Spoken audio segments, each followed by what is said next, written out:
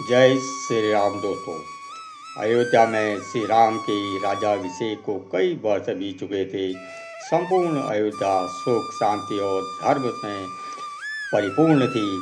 फिर भी एक दिन माता कौशल्या के मन में एक प्रश्न उठा जो वर्षों से उनके हृदय में दबा हुआ था। वो दिन प्रातः काल हनुमान जी राजमहल में श्री राम के दर्शन करने आए थे। भगवान राम से मिलकर जब वे लौटने लगे तब माता कौशल्या ने उन्हें अपने कक्ष में बुलाया। हनुमान ने आदरपूर्वक चरण स्पर्श किए। माता कौशल्या ने स्नेह से कहा, पुत्र हनुमान, तुम मेरे राम के साथ वन वन भटके हो। तुमने उनके सुख दुख को सबसे निकट से देखा है। आज मैं तुमसे एक बात पूछना चाहती हूँ।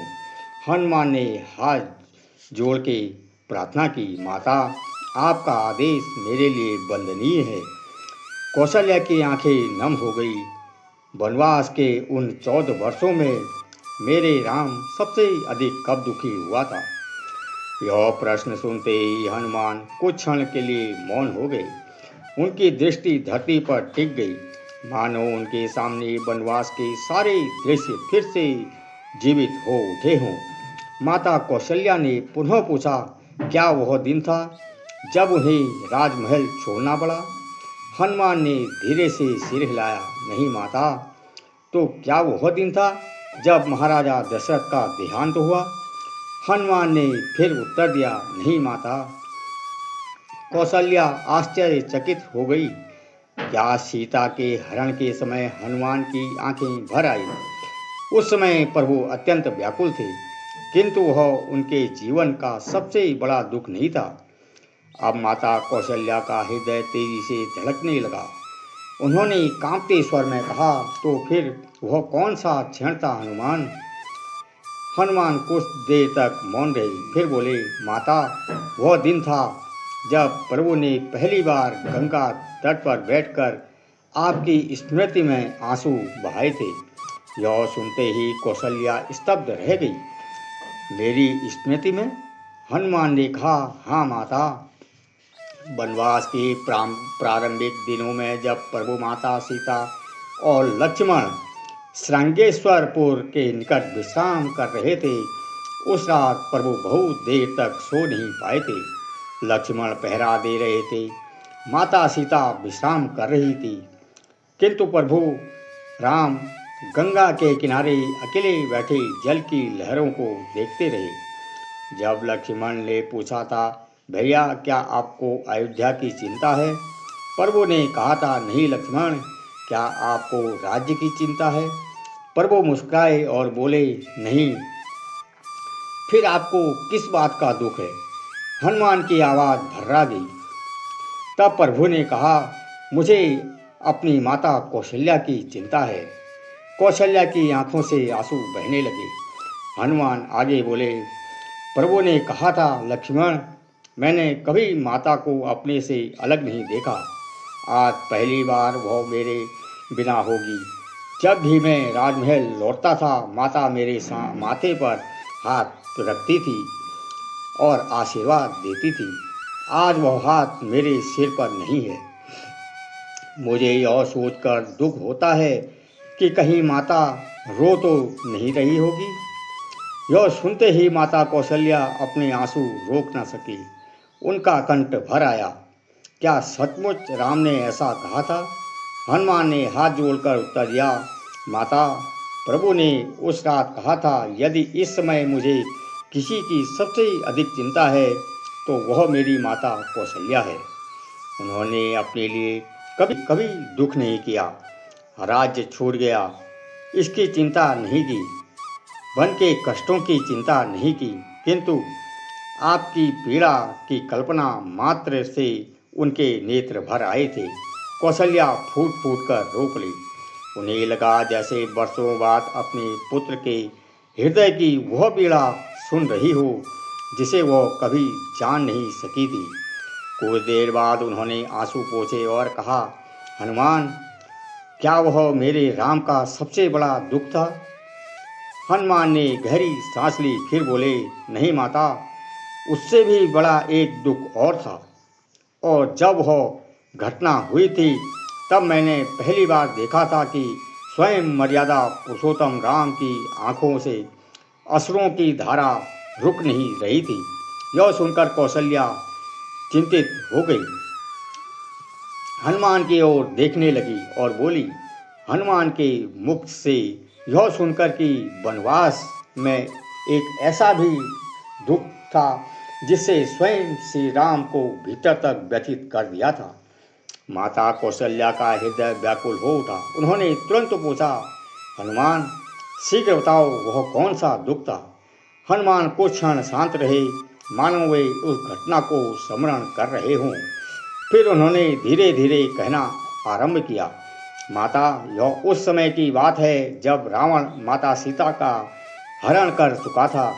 पर वो वन वन भटक रहे थे, हर वृक्ष से पूछ रहे थे, क्या तुमने मेरी सीता देखी है। हर नदी से पूछ रहे थे, क्या तुम्हारे तट से कोई राक्षस एक देवी को लेकर गया है। उनकी व्याकुलता देखकर पर्वत भी मौन हो जाते थे। माता कौशल्या ध्यान से सुन रही थी। हनुमान बोले, एक दिन प्रभु और लक्ष्मण घने वन में आगे बढ़ रहे थे। अचानक प्रभु की दृष्टि एक हिरणी पर पड़ी। उनके साथ उसका छोटा सा श्रावक था।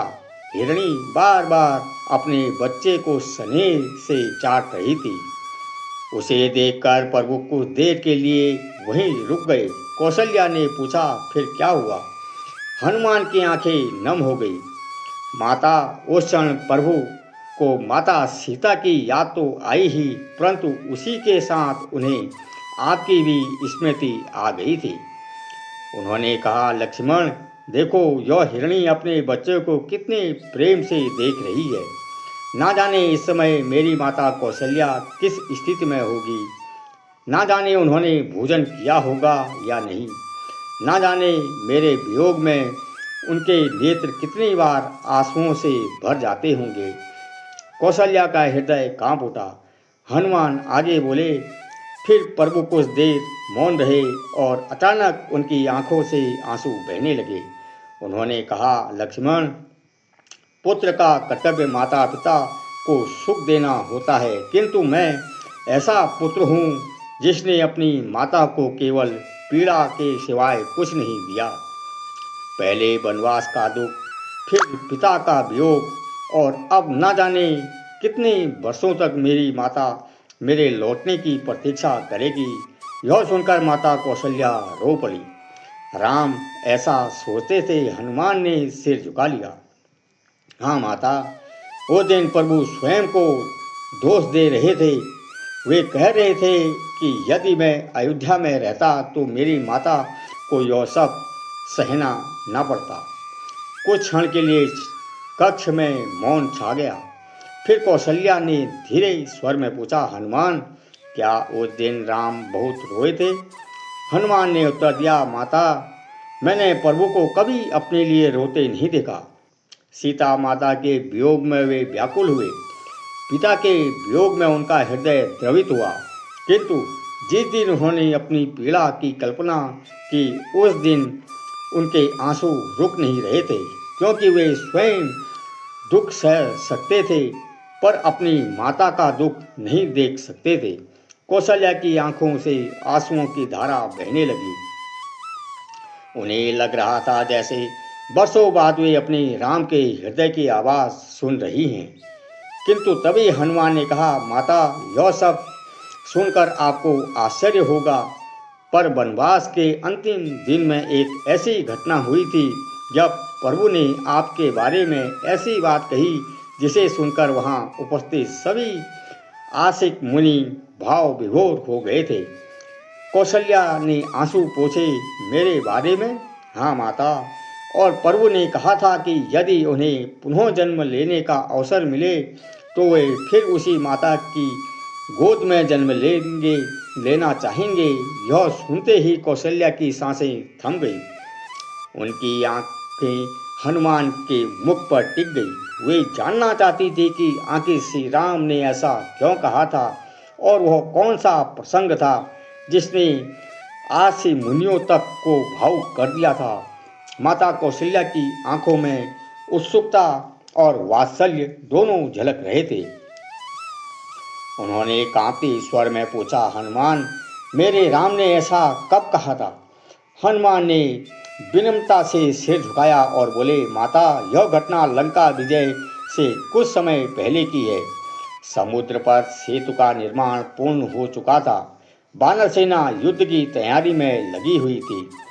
सभी जानते थे कि अब एक भयानक युद्ध होने वाला है, किंतु उस रात प्रभु श्री राम बहुत शांत थे। वे समुद्र के किनारे बैठे दूर क्षितिज को निहार रहे थे। मैं भी कुछ देर वहां उपस्थित था। तभी कुछ महान आर्ष प्रभु के दर्शन करने आए। उन्होंने प्रभु से अपने विषय पर चर्चा की। धर्म, सत्य, त्याग और कर्तव्य की बात हुई। फिर एक वृद्ध आर्षिक ने प्रभु से प्रश्न किया, रघुनंदन, यदि ईश्वर तुम्हें यह वरदान दे कि तुम पुनः मनुष्य रूप में जन्म लो तो तुम क्या चाहोगे? यह सुनकर सभी की दृष्टि प्रभु श्री राम पर टिक गई। कुछ क्षण तक प्रभु मौन रहे। फिर उनके मुख पर एक मधुर मुस्कान आई। उन्होंने कहा, यदि मुझे पुनः जन्म लेने का अवसर मिले तो मैं फिर वही माता चाहूँगा जिसने मुझे इस जन्म में जन्म दिया है। मैं फिर वही माता कौशल्या की गोद में ही खेलना चाहूँगा। यह सुनते ही आरती आश्चर्यचकित रह गई। एक ऋषि ने पूछा, प्रभु, आपने ऐसा क्यों कहा? तब प्रभु की आंखें नम हो गई। उन्होंने कहा, क्योंकि संसार में माता का प्रेम सबसे निर्मल होता है।